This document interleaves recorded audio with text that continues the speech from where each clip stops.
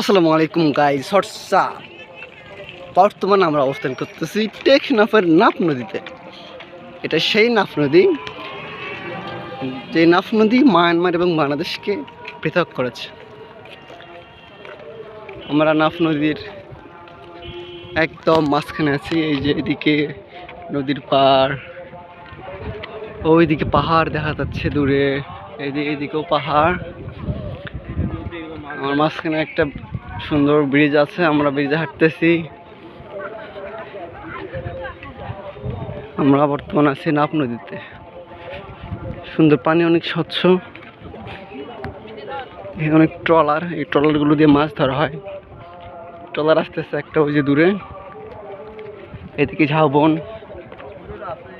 এই যে মালামাল লোড হচ্ছে, সম্ভবত দ্বীপে যাবে ওনারা।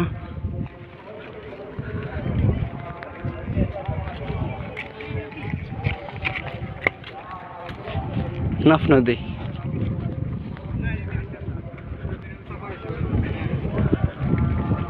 আমরা আছি বাংলাদেশ মায়ানমার সীমান্তের নাফ নদীতে। এই সেই নাফ নদী, যে নাফ নদী পার হয়ে রোহিঙ্গারা বাংলাদেশে এসেছিল।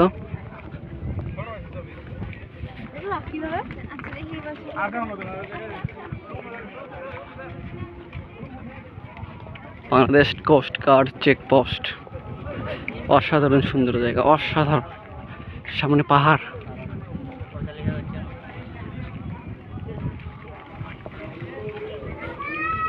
এখানে সম্ভবত জাহাজ ভিড়ে, জাহাজ, ট্রলার।